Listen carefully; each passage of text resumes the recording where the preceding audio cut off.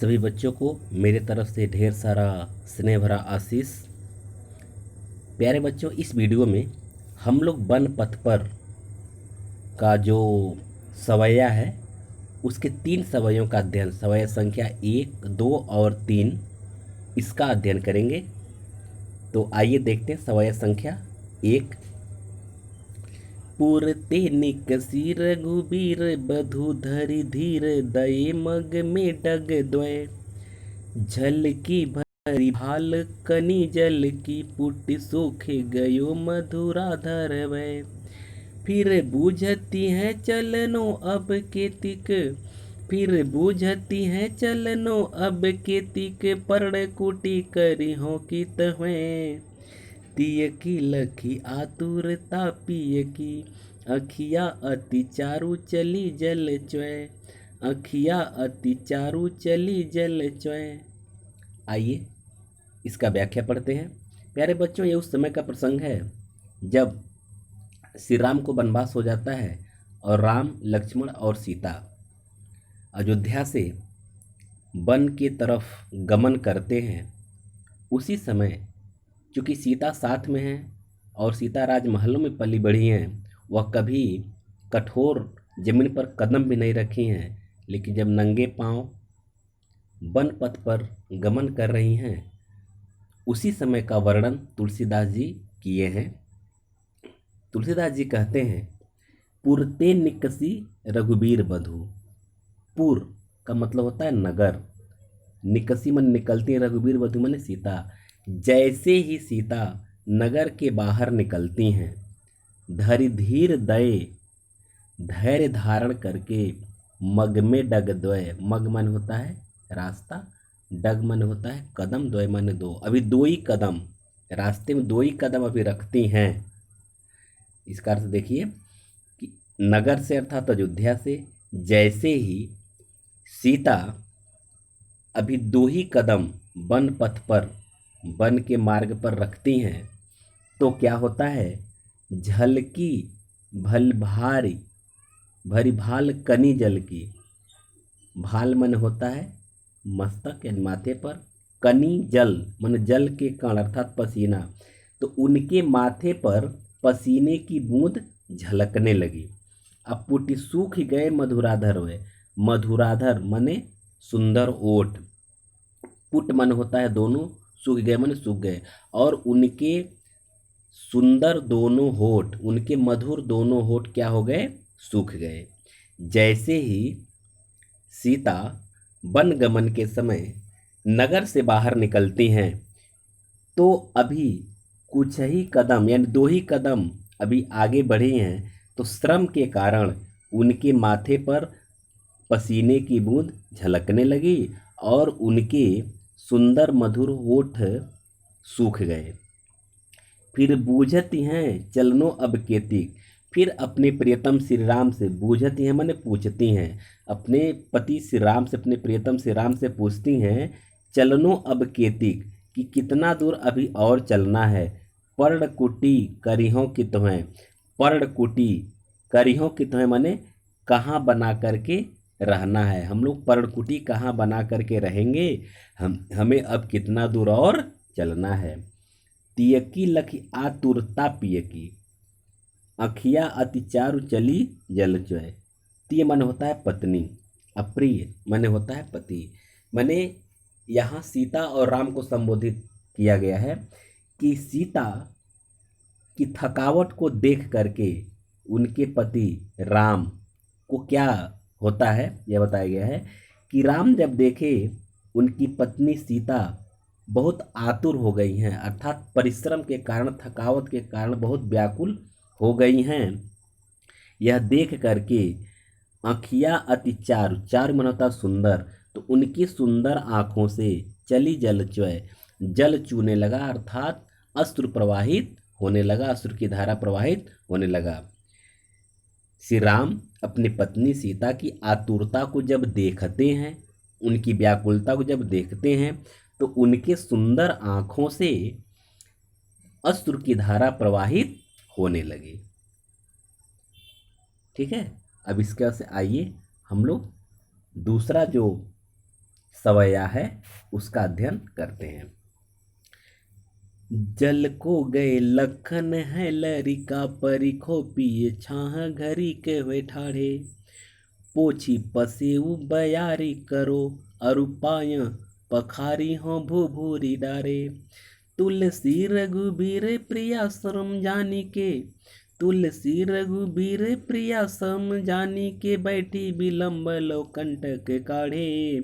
जानकी नाह को नेह लख्यो, पुल को तनु बारी विलोचन बाढ़े। पुल को तनु बारी विलोचन बाढ़े। अब देखिए इस दूसरे छंद का व्याख्या। इसमें उस समय का वर्णन किया गया है कि वन गमन के समय जब सीता को प्यास महसूस होती है तो लक्ष्मण जल लेने के लिए गए हुए हैं, और उधर सीता को थकावट भी महसूस हो रहा है, लेकिन अपने पति श्री राम से वह प्रत्यक्ष रूप से नहीं कह पा रही हैं। तो किस तरह से कहती हैं? जल को गए लखन है लरिका। अपने पति श्री राम से कहती हैं कि हे प्रियतम, लखन यानी लक्ष्मण जल लेने गए हैं और अभी वो लरिका अर्थात बालक हैं। लक्ष्मण जल लेने गए हैं, अभी वह बालक हैं, इसलिए परिखो मन होता है प्रतीक्षा करना, इंतजार करना। छाह मन होता है पेड़ की छाँव, घरीक मने क्षण, कुछ क्षण, वह ठाड़े मने खड़े होकर के मने आराम कर लिया, उनका इंतजार कर लिया जाए। और कहती हैं कि लक्ष्मण अभी बच्चे हैं और जल लेने गए हुए हैं, इसलिए इस पेड़ की छाँव के नीचे कुछ क्षण खड़े होकर उनका इंतजार कर लिया जाए। पोछ पसेव बयारी करो, और कहती हैं कि उसी दौरान मैं आपके माथे पर जो पसीने की बूंदें हैं, यानी सीता अपने प्रियतम श्री राम से कहती हैं कि आपके माथे पर जो पसीना है उसको मैं पोंछ दूं और थोड़ा सा हवा झल दूं, अपने आंचल से थोड़ा सा कुछ हवा कर दूं। और पाय पखारी हो भूभूरी डारे। पखारना मन होता है धोना, पाय मन होता है पैर, भूभूरी मन होता है गरम बालू या गरम धूल। तो कहती कि गरम धूल पर चलने के कारण आपके पांव जो है जल रहे होंगे, इसलिए मैं उसी दौरान आपके पैर को धो भी लूंगी। तुलसी रघुबीर प्रिया श्रम जानी के। तो तुलसीदास जी कहते हैं रघुबीर अर्थात श्री राम, प्रिया यानी सीता के को श्रम जान के, थका हुआ जान के, बैठ विलम्ब लव कंटक काढ़े। तो काफ़ी विलम्ब तक, काफ़ी देर तक उनके पैर में चुभे हुए कांटे को निकालने लगे। काफ़ी देर तक क्यों निकालने लगे? कि सीता का थकावट कुछ हद तक समाप्त हो जाए। जानकी नाह को नेह लख्यों। जानकी अर्थात सीता, नाह मन होता है स्वामी। सीता अपने स्वामी के नेह लख्यों मने प्रेम को देख करके पुलकोतन, उनका शरीर पुलकित हो गया, अर्थात उनका शरीर रोमांचित हो गया। और वारी विलोचन बाढ़े। विलोचन मन होता है नेत्र, आँख, वारी मन होता है जल, और बाढ़े मन बहने लगा, यानी उनके आँखों से आंसू बहने लगा। सीता जो है अपने पति के इस प्रेम को देख करके उनका शरीर रोमांचित हो गया और उनकी आंखों से आंसू बहने लगा। ठीक है, अब इसके बाद हम लोग देखते हैं अगला छंद यानी तीसरा छंद। रानी मैं जानी अजानी महापबि पाहन हूँ तो कठोर हियो है। राज हूँ काज अकाज न जान्यो, कहियो तीय को जिन कान कियो है। ऐसी मनोहर मूर्तिये, ऐसी मनोहर मूर्तिये, बिछुरे कैसे प्रीतम लोगे जियो है। आँखिन में सखी राखी बेजोग, इन्हें किमिकै बनवास दियो है, इन्हें किमिकै बनवास दियो है। प्यारे बच्चों, इस छंद में उस समय का प्रसंग का वर्णन किया गया है जब राम लक्ष्मण और सीता वन में पहुंच चुके हैं, और वन में जो गांव है उस गांव की जो ग्राम बधुएं हैं, वो ग्राम बधुएं आपस में चर्चा करते हुए कहती हैं कि एक ग्राम बधु दूसरे ग्राम बधु से कहती है कि हे सखी, हे सहेली, रानी मैं जानी अजानी महा, मैं जान गई हूँ, मैं समझ गई हूँ कि रानी जो है, जो रानी इन्हें वनवास दी है, महा अजानी मने बहुत मूर्ख है। महा मने बहुत महान और अजानी मने अज्ञानी अर्थात मूर्ख।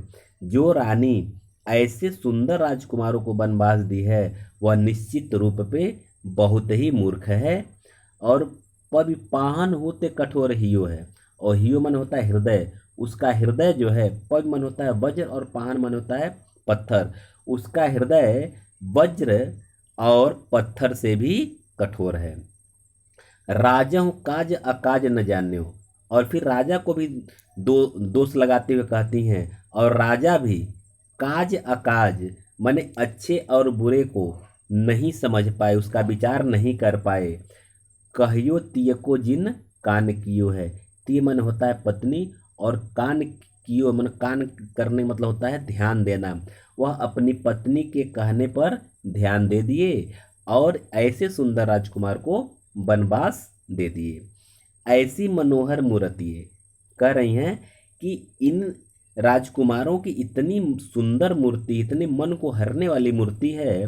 बिछुरे कैसे प्रीतम लोग जियो है, कि जो प्रियतम लोग माने जो इनके प्रिय लोग हैं और इनसे बिछड़ गए हैं, न जाने वे लोग कैसे जी रहे होंगे, इनके वियोगों को कैसे सहन कर रहे होंगे, ये हमारे समझ के परे है।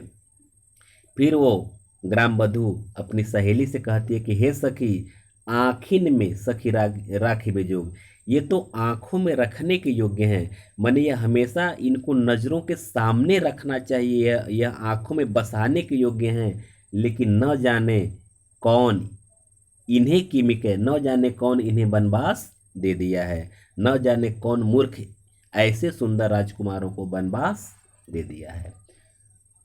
तो ये हुआ आपका ये तीनों छंद का व्याख्या। अब मैं इसके काव्यगत सौंदर्य को बता देना चाहता हूँ।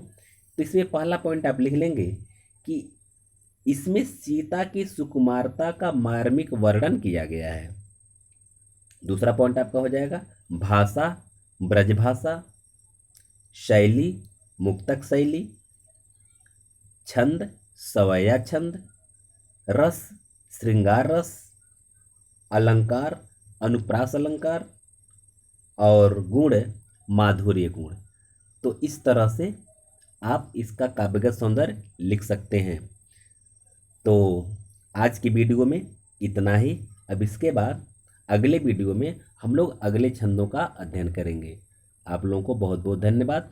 और मेरी शैली अच्छी लग रही हो तो प्यारे बच्चों, आप लोग इसके नीचे एक लाल रंग से सब्सक्राइब लिखा हुआ है, आप उसको दबा दें और उसके बगल में बेल आइकन यानी घंटी का एक सिंबल दिया हुआ है, आप उसको टच कर देंगे तो ये फ़ायदा होगा कि जो भी वीडियो मैं बनाऊंगा वो सारा का सारा नोटिफिकेशन आपको मिलता रहेगा। और वीडियो अच्छा लग रहा हो तो अपने दोस्तों को शेयर करें और लाइक करें। बहुत बहुत धन्यवाद।